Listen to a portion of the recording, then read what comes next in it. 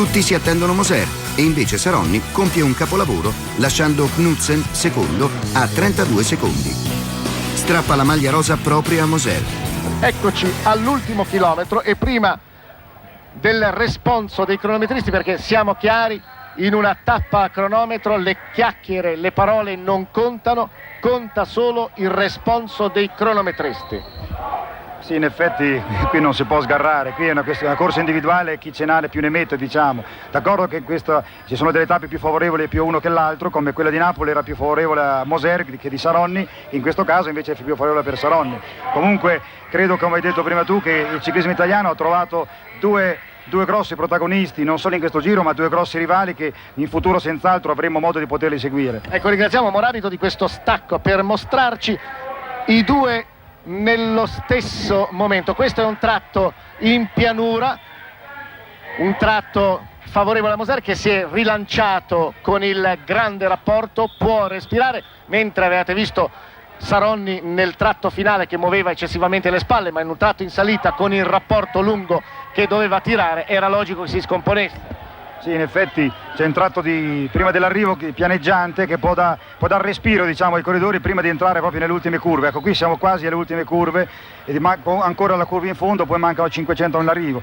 Saronni sta facendo proprio una vera volata perché secondo me capisce che di essere in vantaggio e quei pochi secondi facendo questa volta può guadagnare, gli possono essere utili magari dopodomani all'Erici. Quindi c'è questo risvolto psicologico estremamente importante fra il Moser che sente di perdere terreno, però vediamo che ogni tanto fa questo scattino, però si risiede su.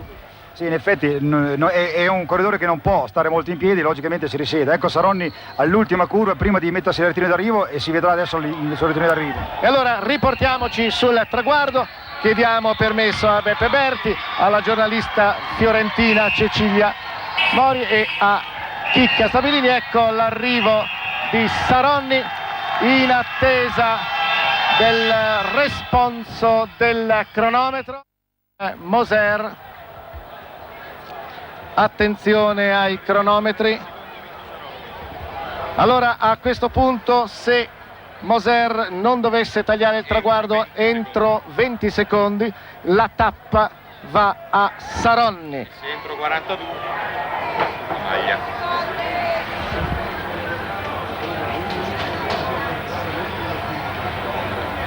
Se lo fai meno vince.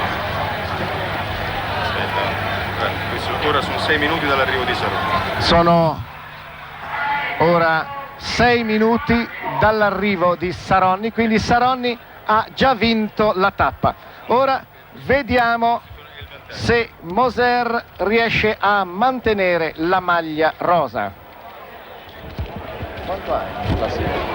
20, 22 in classifica. Dovrebbe essere maglia rosa. Allora Saronni ha vinto la tappa ed è anche la nuova maglia rosa. Allora doppio successo per Beppe Saronni, tappa e primo posto in classifica generale qui lungo i tornanti che portano a San Marino. Allora continuiamo a controllare il cronometro. Adesso ho 50 secondi di ritardo, quindi non è neanche secondo. A questo punto non è neppure secondo nella classifica di tappa. Eccolo.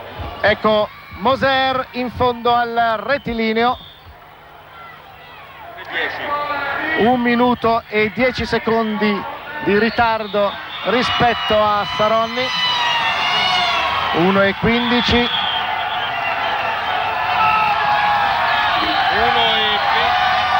1 minuto e 23 secondi.